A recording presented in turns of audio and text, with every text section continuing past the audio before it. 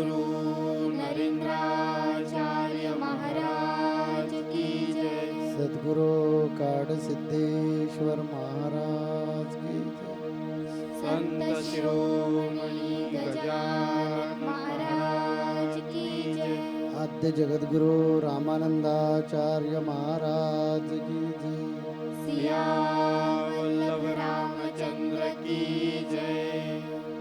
गुरुर्ब्रह्मा गुरुर्विष्णू गुरुर्देवो महेश्वरा गुरुर्साक्षात् परब्रह्म तस्मै श्री गुरवे नमः। सार्थ श्रीमद्दासबोध दशक 5वा समास 5वा बहुधा ज्ञान निरूपण। श्रीराम जवते ज्ञान नाही प्रांजळ तव सर्व काही निर्फळ ज्ञानरहित तळमळ जाणार नाही। ज्ञान म्हणता वाटे भरम काय रे बासेल वर्म म्हणून हा अनुक्रम सांगिजेला आता। बहुत केले विद्या पठण संगीत शास्त्र राग ज्ञान वैदिक शास्त्र वेदाधीन हेही ज्ञान नव्हे। नाना व्यवसायांचे ज्ञान नाना दीक्षेचे ज्ञान नाना परीक्षेचे ज्ञान हे ज्ञान नव्हे। नाना लाघवे चित्रकला नाना वाद्ये संगीत कळा नाना प्रकारे विचित्र कळा हे ज्ञान नव्हे। आदि करुणी 64 कळा याही वेगळ्या नाना कळा 14 विद्या सिद्धी सकळा हे ज्ञान नव्हे। पुंडलिक वरदे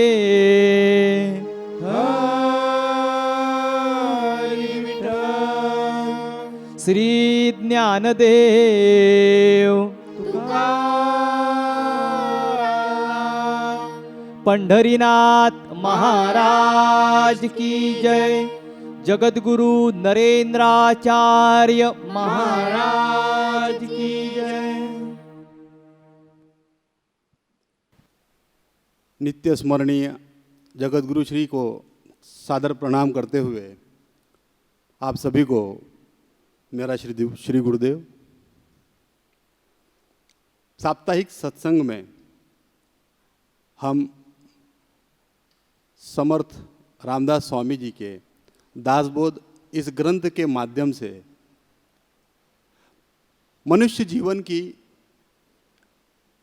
हर एक पहलू का अध्ययन कर रहे हैं। मनुष्य जीवन के हर पहलू को सद्गुरु के माध्यम से उनके मार्गदर्शन से समझने का प्रयास कर रहे हैं। समर्थ ने इस ग्रंथ में ऐसे किसी भी विषय को बाकी नहीं छोड़ा है जो मनुष्य को समझना नहीं चाहिए। पिछले सप्ताहों में जैसे समर्थ ने सद्गुरु के प्रकार, सच्चा सद्गुरु कौन, सच्चा सदशिष्य कैसा होना चाहिए और उपदेश, इन सभी बातों को स्पष्ट किया है। उसी क्रम में समर्थ इस समाज के माध्यम से इस संसार में मिलने वाले सभी प्रकार के ज्ञान के बारे में हमें अवगत करा रहे हैं। मनुष्य के जन्म से उसकी मृत्यु तक ज्ञान प्राप्ति कभी समाप्त नहीं होती। ये बात हमने अपने जीवन में कई बार कई ज्ञानियों के, कई बड़ों के मुख से सुना होगा कि मनुष्य मृत्यु पर्यंत सीखता है। लेकिन जो ज्ञान मनुष्य अपने जीवन में प्राप्त करता है, क्या वो शुद्ध ज्ञान है? समर्थ ने इस समास में विभिन्न प्रकार के ज्ञानों से हमें परिचित कराया है। इस सत्संग के समाप्त होने के बाद या आज इस विषय को सुनने के पश्चात आपके मन में एक प्रश्न का निर्माण होना निश्चित है और उसका उत्तर भी आपको स्वयं खोजना पड़ेगा। लेकिन उसके पहले इस विषय को समझना आवश्यक है। समर्थ कहते हैं कि इस संसार में कई प्रकार के ज्ञान हैं। वेदों को पढ़ लेना, शास्त्रों को पढ़ लेना और उनका ज्ञान प्राप्त करना, ये भी ज्ञान है। मनुष्य जन्म लेने के पश्चात जब अपनी शिक्षा आरंभ करता है, अपनी लौकिक शिक्षा का ज्ञान प्राप्त करता है, वो भी ज्ञान है। जीवन में आगे बढ़ने के लिए उसे इतने मार्ग, इतने ज्ञान के प्रकार मिलते हैं कि वो जिसे चाहे उसे चुनकर उस ज्ञान को प्राप्त कर सकता है। और आज इस वर्तमान युग में तो ज्ञान प्राप्ति इतनी सरल है, जैसे हम देखते हैं टीवी चैनलों के माध्यम से घर बैठे जिस प्रकार का ज्ञान, इंटरनेट के माध्यम से जिस प्रकार का ज्ञान हमें चाहिए हम प्राप्त कर सकते हैं। इनमें मनुष्य अगर वृक्षों की जानकारी लेता है, पौधों की जानकारी लेता है, फल फूल की जानकारी लेता है, इन सब के बारे में ज्ञान प्राप्त करता है, ये भी ज्ञान है। हम जानते हैं कि आज हमारे बच्चे को 5 वर्ष के पश्चात अगर स्कूल में दाखिला लेना है तो 12वीं होने के बाद उसे किस फैकल्टी में एडमिशन मिलना चाहिए, उसका नियोजन हम आज KG1 या KG2 से करना शुरू करते हैं। क्योंकि 12वीं होने के बाद उसके सामने 3 मार्ग और होंगे। उसके सामने कला का मार्ग होगा, उसके सामने वाणिज्य का मार्ग होगा, उसके सामने विज्ञान का मार्ग होगा। इनमें से कौन सा ज्ञान उसे प्राप्त करना है, इसका नियोजन भी हम लोग पहले करते हैं, क्योंकि ये भी ज्ञान है। कई लोग रत्नों आभूषणों को पहचानने का ज्ञान रखते हैं। कई लोग ज्योतिष्य का ज्ञान रखते हैं। समर्थ कहते हैं कि ये सभी ज्ञान हैं और मनुष्य सभी ज्ञानों को प्राप्त कर सकता है, लेकिन ये सारे ज्ञान शुद्ध ज्ञान नहीं। ज्ञान के प्रकार हम अगर आज इस सत्संग में गिनने बैठे या गिनाएं तो मैं समझता हूं कि इतने समय में संभव नहीं है कि हम सारे प्रकार के ज्ञान के बारे में चर्चा कर सकें। क्योंकि हम देखते हैं कि रोज किसी न किसी नए प्रकार के ज्ञान का उगम होता है। कोई नई बात, कोई नया प्रकार, कोई नया विषय, कोई नया आविष्कार हमें रोज समाचार के माध्यम से या इंटरनेट के माध्यम से पता चलता है कि इस बात का आज आविष्कार हुआ है, और वो भी एक नए ज्ञान की वृद्धि करता है। और जिस किसी ने उस चीज़ का आविष्कार किया है वो उसका ज्ञान पूरी दुनिया को देने चल निकलता है और एक नए ज्ञान का प्रसार शुरू। ये सारे ज्ञान शुद्ध ज्ञान नहीं है, ये समर्थ का कहना है। कलाएं, चित्रकला, संगीत कला, नृत्य कला और इस प्रकार की कई कलाएं हैं जो कि ज्ञान नहीं कौशल्य कहलाती हैं, लेकिन हम ज्ञान के रूप में इनका प्रयोग कर सकते हैं, क्योंकि इसका दान एक गुरु अपने शिष्यों के लिए कर सकता है। ये सारी कलाएं हैं। इसके अलावा कलाबाजियां करना, जैसे हम देखते हैं सर्कस में या रास्ते के पास खड़े होकर एक रस्सी पे कोई बच्चा अपना संतुलन बना के चल रहा है, इस तरीके की कला जो है इसको भी एक प्रकार से ज्ञान कहेंगे। समर्थ ने कहा है कि इस प्रकार की कलाओं का ज्ञान ये भी ज्ञान कहलाता है, लेकिन ये कौशल्य ज्ञान है। एक प्रसंग मुझे इस पर से याद आता है, यहाँ कहना चाहूँगा। रास्ते के बगल में कुछ मदारी एक खेल कर रहे थे। एक रस्सी बंधी हुई थी और उस पर एक छोटा बालक अपना संतुलन बनाकर उस रस्सी पर चल रहा था। बगल में उसी का कोई रिश्तेदार एक ढोल बजाता रहा और वो लड़का यहाँ से वहाँ तक उस रस्सी पर बगैर किसी सहारे के अपना संतुलन बनाकर इस छोर से उस छोर तक चला गया। काफी लोग इकट्ठा होकर इस खेल को देख रहे थे। उन लोगों में 2 चोर भी थे। मनुष्य का जो आचरण होता है उसका विचार भी उसी तरह होता है। चोर उस कला को देखकर प्रभावित हुए और अपनी चोरी करने की जो कला है उसके लिए उसका उपयोग किस तरीके से हो सकता है ये आपस में चर्चा करने लगे कि ये लड़का अगर हमें मिल जाए तो हमें चोरी करने में बड़ी आसानी होगी, क्योंकि ये एक रस्सी पर सीधे चले जाता है। किसी ऊंची इमारत पे अगर हमें चढ़ना हो तो हमें इतनी मेहनत करने की ज़रूरत नहीं है। हम सिर्फ एक रस्सी अगर बांध दे तो ये लड़का उस पर चढ़कर उस इमारत में जाएगा और हमारे लिए चोरी कर सकता है। ये लड़का हमारे लिए बड़े काम का है। दोनों ने उस लड़के के माता पिता को एक मोटी रकम देकर उस लड़के को खरीद लिया। रात का वक्त, रात को 2 बजे जब सारा शहर सोया हुआ है, इन चोरों ने अपना काम शुरू किया। एक इमारत पर रस्सी बांधी, रस्सी तान कर एक पेड़ से बांधी और उस लड़के को समझाने लगे कि अब तुम इस रस्सी पर चढ़कर उस इमारत में जाओ और वहाँ जो भी कीमती वस्तुएं तुम्हें मिलेंगी वो सब इकट्ठा करके फिर से वापस लौट आओ। लड़का बोला ठीक है। बोले ये काम तुम्हें जल्दी से जल्दी करना है, कोई तुम्हें देख न ले और हमें जल्दी से जल्दी इस चोरी को करके हमें यहाँ से निकलना है। लड़का बोला ठीक है। बोले जाओ। लड़का बोला ठीक है। तो ठीक क्या है, जाओ। तो बोले पहले ढोल तो बजाओ। जब तक ढोल नहीं बजेगा मैं इस रस्सी पे चल ही नहीं सकता हूँ, क्योंकि मेरा संतुलन ही उस ढोल की वजह से है। दोनों चोर अपना माथा पीट कर रह गए। तो एक प्रसंग मेरे ध्यान में आया, इसलिए मैंने यहाँ इस सत्संग में, इस प्रवचन में उसे डाला है। ज्ञान का एक प्रकार ये भी है, कलाएं, विभिन्न प्रकार की कलाएं भी ज्ञान है। 5 जुलाई 1687 को आइजैक न्यूटन के सामने एक पेड़ से एक फल नीचे गिरा और आइजैक न्यूटन ने ग्रेविटी, गुरुत्वाकर्षण का आविष्कार किया।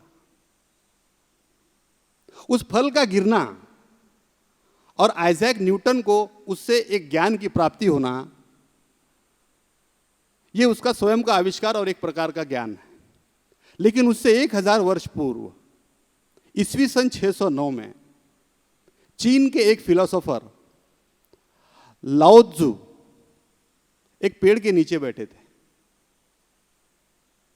और उसी पेड़ से एक सूखा हुआ पत्ता उनके सामने टूटकर नीचे गिरा।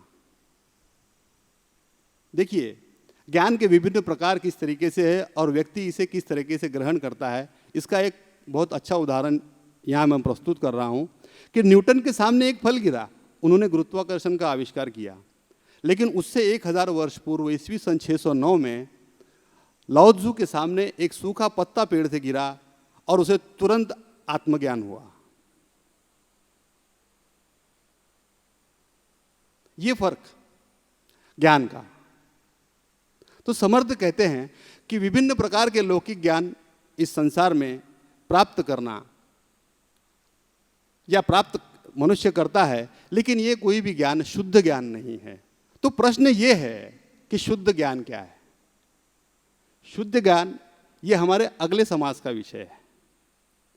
इस समास में हम लोग ये समझ रहे हैं कि जितने भी ज्ञान हम लोग हमारे आंखों से देख रहे हैं या सीख रहे हैं, पुस्तकों से पढ़ रहे हैं, टीवी चैनलों से या इंटरनेट से प्राप्त कर रहे हैं, ये सभी शुद्ध ज्ञान नहीं है।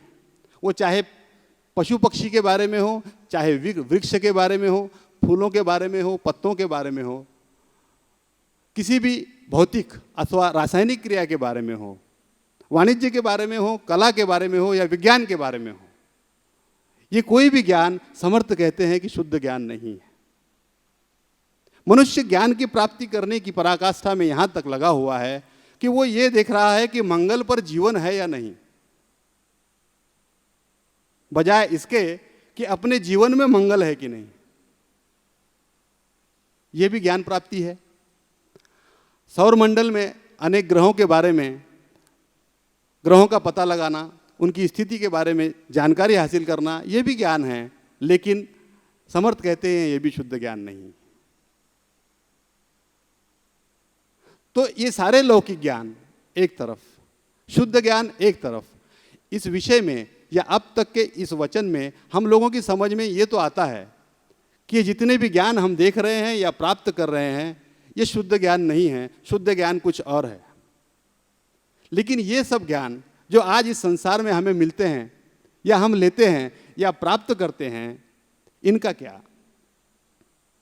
इस विषय से हटकर जगत गुरु श्री की आज्ञा से मैं कुछ बातें अपने श्रोताओं से कहना चाहूँगा।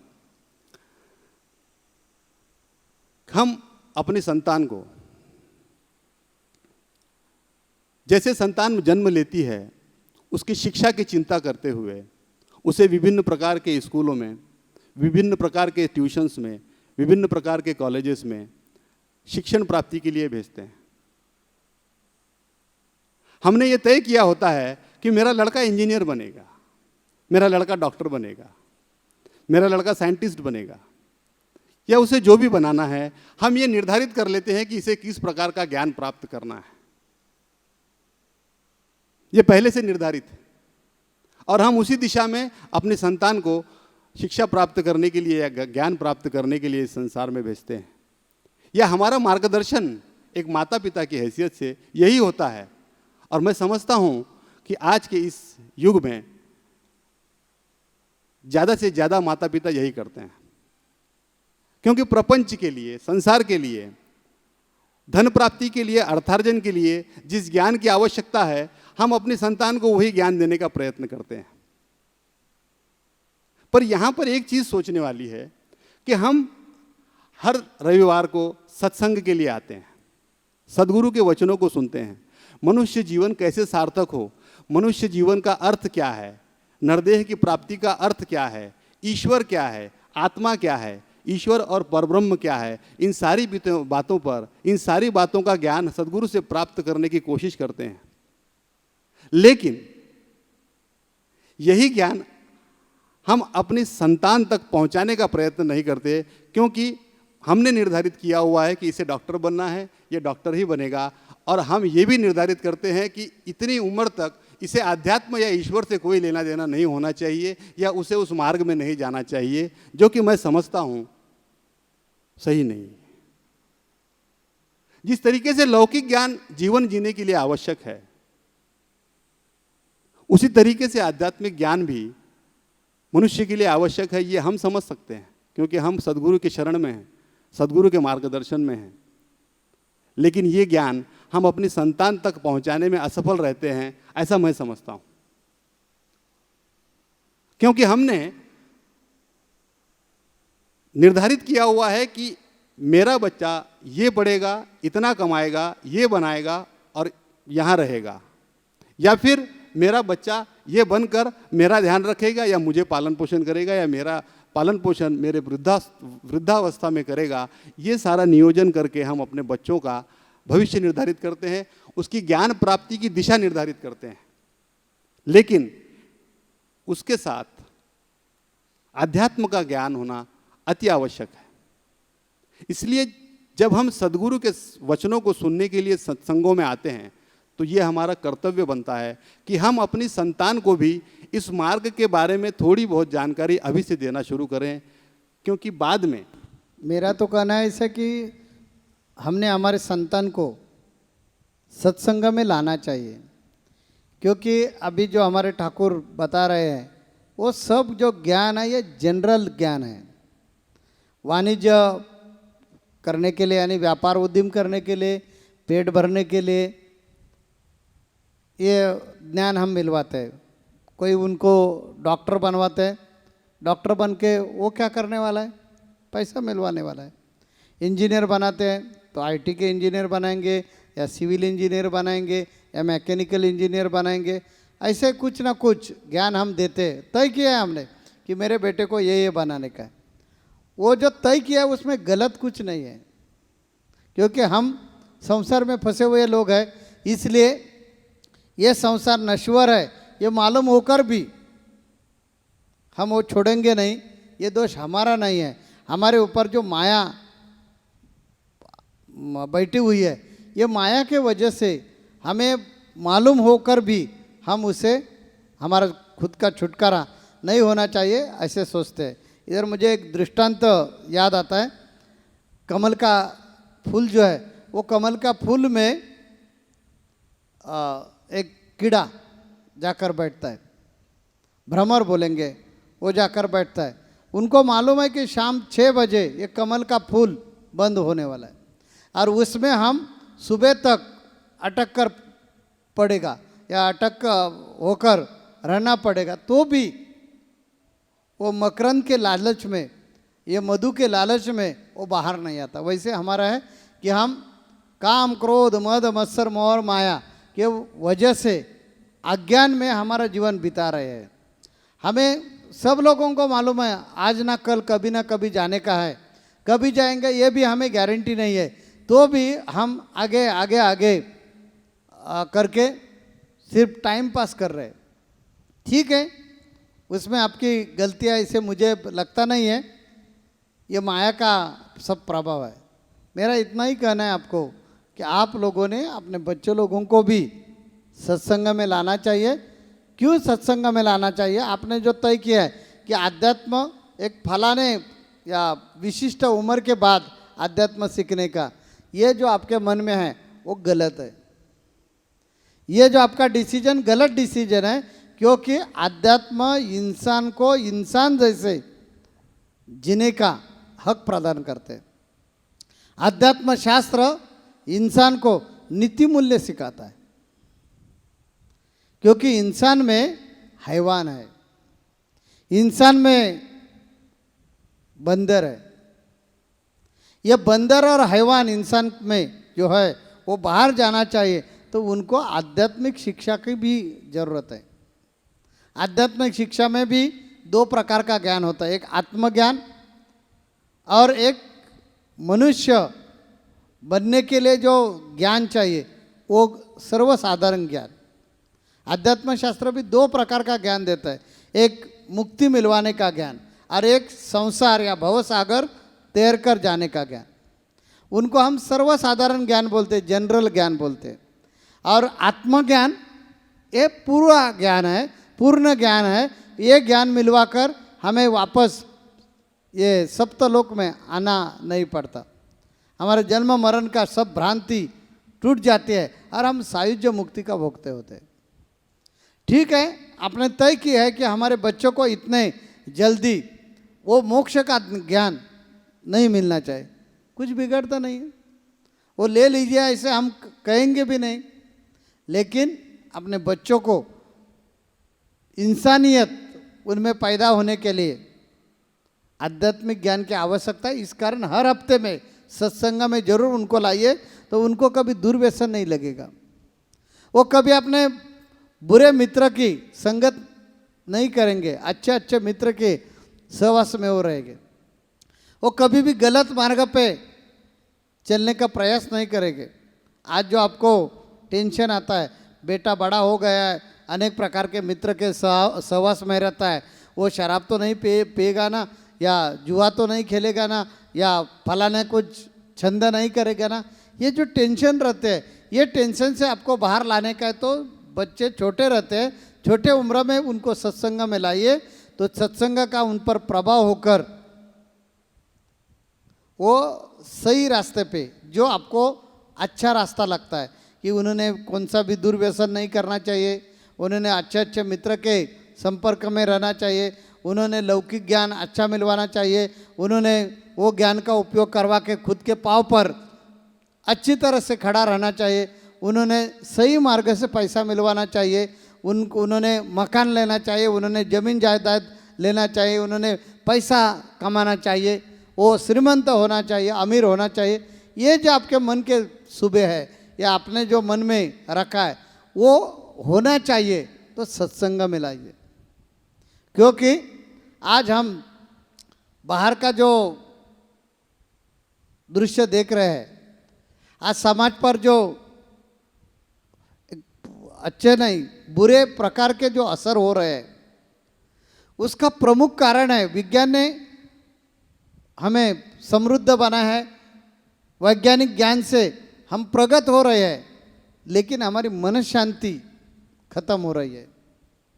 मन शांति को ये लौकिक सुख नहीं चाहिए, मन को सुख लगेगा ऐसी कृति हमारे से होनी चाहिए, और ऐसी कृति मन से होने चाहिए, हमारे से होने चाहिए, तो हमारे में नीति मूल्य संवर्धित होना चाहिए। ये नीति मूल्य क्या है कि बुजुर्ग लोगों का सम्मान रखना, माँ बाप की सेवा करना, औरत लोगों को सहायता करना, कभी भी छेड़छाड़ औरत लोगों की नहीं करना चाहिए, कौन सा भी दुर्व्यसन नहीं करना चाहिए, सही मार्ग से चलना चाहिए, दूसरों को रिस्पेक्ट देना चाहिए, सही मार्ग से उन्होंने कमाना चाहिए। ऐसे ये जो जीवन के जो नीति मूल्य है, वो जीवन की नीति मूल्य से आज का युवा दूर हो रहा है। क्यों? क्योंकि उसको जिम्मेदार हम माँ बाप है। हमने तय किया है कि बेटे को कम से कम 45 साल होते नहीं है तब तक उन्होंने आध्यात्म के अगल बगल में भी नहीं रहना चाहिए। ऐसी जो हमने व्यवस्था की है उसका परिणाम ऐसा हो रहा है कि वो बेटा जवान हो जाता है, शरीर में ताकत आती है, जो पढ़ा लिखा है वो शिक्षण का उनको घमंड आ जाती है, और ताकत, पैसा, मसल पावर और मनी पावर के वजह से वो गलत मार्ग पे जाने के लिए शुरुआत करता है, और बाद में हमें पश्चाताप होता है कि यार हमने क्या गलत किया, ये ऐसा कितना कहाँ से मैंने पाप किया था, कौन सा पाप किया था कि मेरा इकलौता बेटा शराबी हो गया है, या औरत लोगों के पीछे लग रहा है, या भिखारी हो गए हैं। ये जो बाद में हमें पश्चाताप भुगतना जो पड़ता है, ये ऐसी मुसीबतें का सामना करना पड़ता है, वो नहीं करना चाहिए। तो मेरी आप सब लोगों को विनती है कि आप लोग जैसे सत्संग में आते हैं वैसे अपने संतान को भी सत्संग में लाइए। बेटी हो या बेटा हो, उनको घर में जो रखते हैं टीवी देखने के लिए छोड़कर आते हैं, वो मत कीजिए। 1 घंटा वो ये सत्संग में आकर बैठने दो। आप सोचिए सत्संग में आपको लगता है कि बेटों को कुछ नहीं मिलेगा, अच्छा कुछ नहीं मिलेगा, लेकिन ये सत्संग में बुरा क्या सिखाते हैं हम यहाँ कुछ गालियाँ देते हैं, चोरी डकैत कैसे डालने का वो ट्रेनिंग देते हैं, शराब कैसे पीना चाहिए वो ट्रेनिंग देते हैं, तो समझो बुरा मार्ग है। ऐसे तो नहीं करते हैं ना, ये मार्ग में यही सिखाते हैं, नामस्मरण करो, नामस्मरण करो, भक्ति करो, संतों के पास जाइए। इसमें गलत क्या है? भक्ति करके हमारे में संयम बढ़ जाता है, भक्ति करके हमारे में दूरदृष्टि डेवलप हो जाती है, भक्ति करवा के हमारे में एकाग्रता आती है, उस वजह से हमारे में दृढ़ता आती है, हमारे में नेतृत्व करने का गुण विकसित हो जाता है। ये सब भक्ति के परिणाम है, और वो परिणाम के वजह से हम सही ढंग से डिसीजन कर सकते। तो सही ढंग से डिसीजन करने के लिए अपने संतान में ऐसी क्षमता विकसित हो गई तो आपका तोटा क्या है, आपका नुकसान क्या है? इसलिए हम आपको हाथ जोड़कर विनती करेंगे कि आप अभी से मन में तय करो कि अगले हफ्ते से सत्संग में हम हमारे संतान को भी जरूर लाएंगे, और उनको 1 घंटा ये सत्संग के सामने बिठाएंगे, बैठने के लिए मजबूर करेंगे। वो धीरे धीरे धीरे धीरे ये जो बातें हैं वो सीख जाएगा, और इसका परिणाम आपको जो अच्छा बेटा होना चाहिए, अच्छा लड़का होना चाहिए, नाम माँ बाप का रोशन करना चाहिए, वैसा बेटा आपको मिला नहीं तो आप बोलेंगे वो हम सुनेंगे। ये हम आज आपसे वादा करते हैं और मेरे वाणी को विराम देते हैं। जगत गुरु नरेंद्राचार्य महाराज की जय। सद्गुरु काड़ सिद्धेश्वर महाराज की जय।